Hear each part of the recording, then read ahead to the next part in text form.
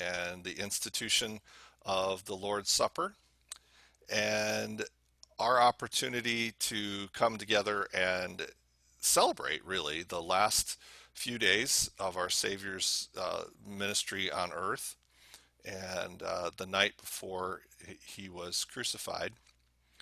And so this story is the one that we share together every year on Maundy, Thursday. And it's this familiar story of the feet washing, and the institution of the Lord's Supper is also a piece of this.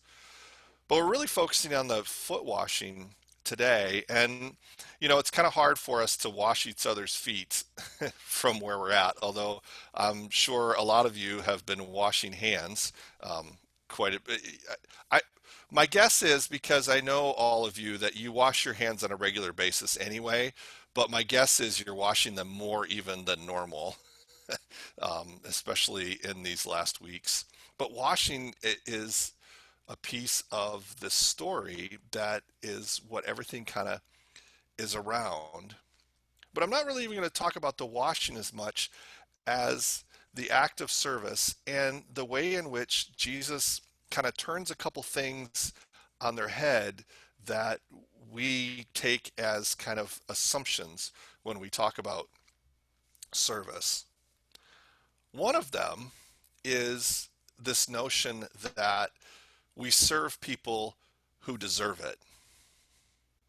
We always want to make, the things that we do are finite. Our resources are finite, and we have to make decisions about what we can and can't do. And the reality is, even as a church body, we can't be all things to all people or do everything or solve every problem and crisis in the community, and we have to make choices.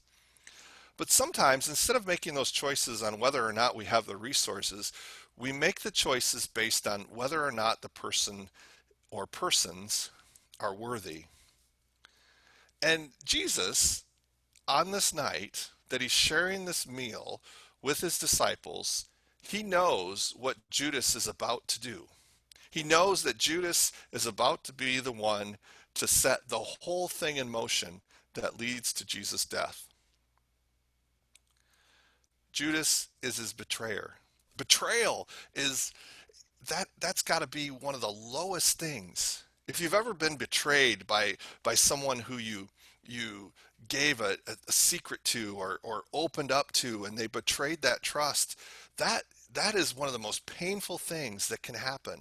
Or a person that you trusted to have your back, maybe at work or at school, that you're getting into a tough situation and making decisions based on incomplete information, and you're just making the best decision you can, and then they throw you under the bus.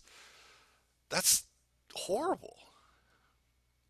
But Jesus goes and he washes the feet of every single one of the disciples.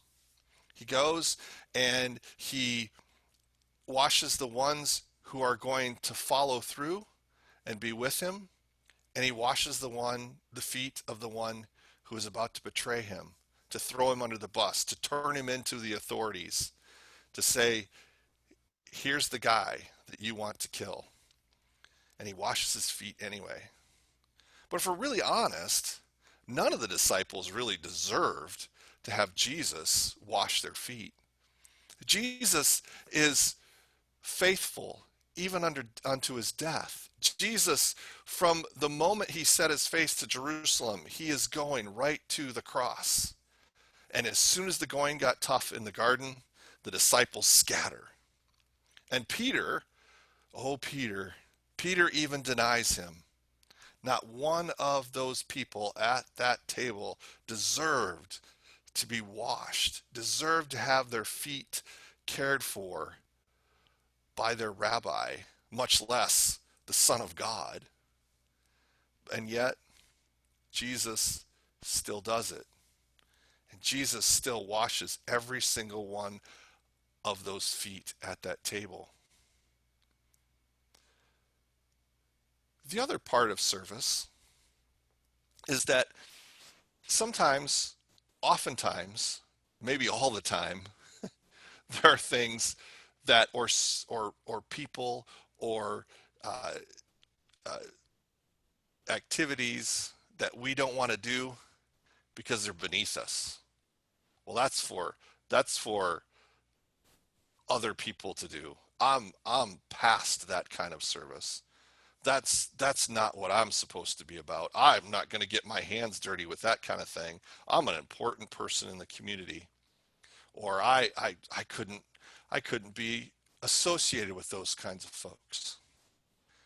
Jesus is the rabbi. Jesus is the teacher. And most of the time, Jesus teaches, which is his role. That's what he should be doing. But at this particular moment in his ministry with these disciples, he sends them a message. It says you should never, even when you find yourself in a position of teaching, in a position of leading, which all of those people, except for Judas, will end up being leaders in the early church. When you're leading, you are never above the people you lead.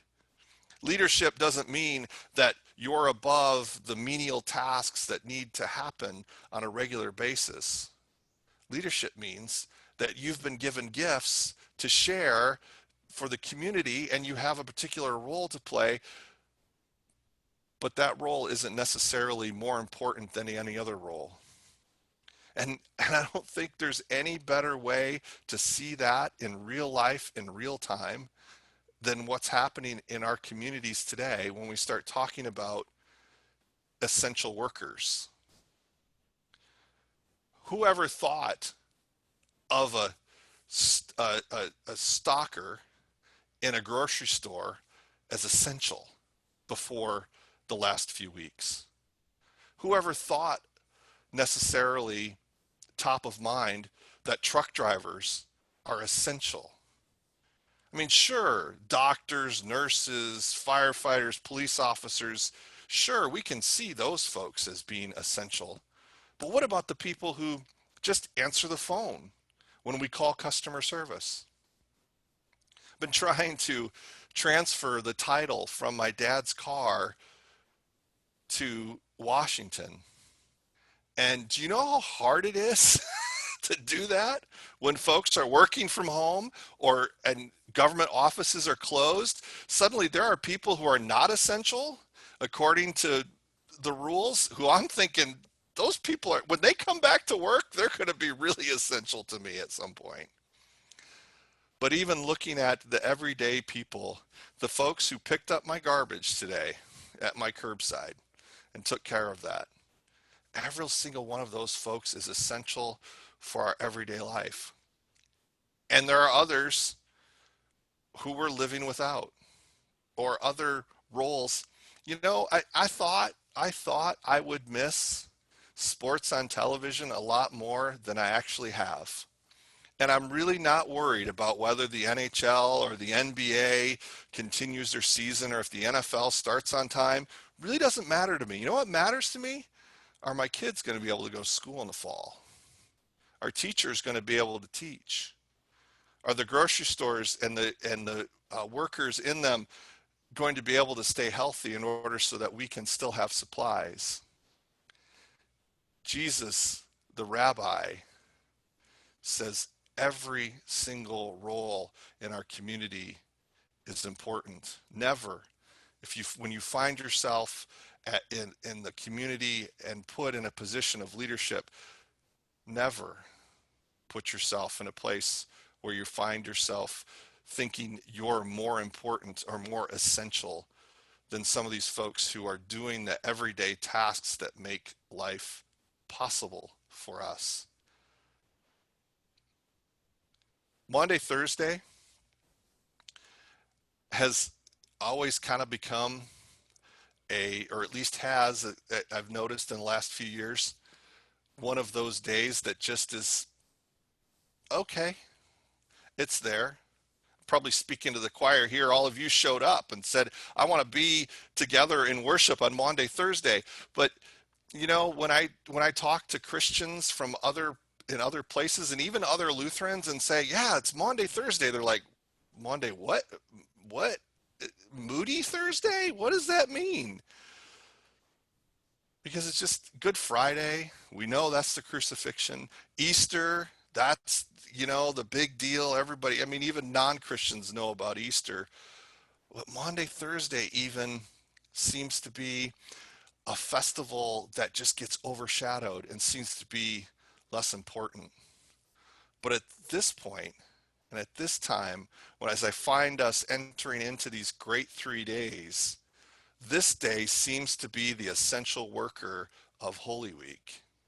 This moment where our rabbi teaches us and shows us that all people have worth and dignity, and that even the rabbis and the leaders are servants and servants of the community. So I hope as we finish today and share in the Lord's Supper and hear the story of the passion and the suffering of Jesus tomorrow and celebrate his resurrection on Easter, we'll remember the essential worker of Holy Week, Maundy Thursday. We'll remember the, the example of service that our Savior has given us. And in the midst of our leadership in our living in community, we'll remember that every single one of us has an essential role to play in the life of the world.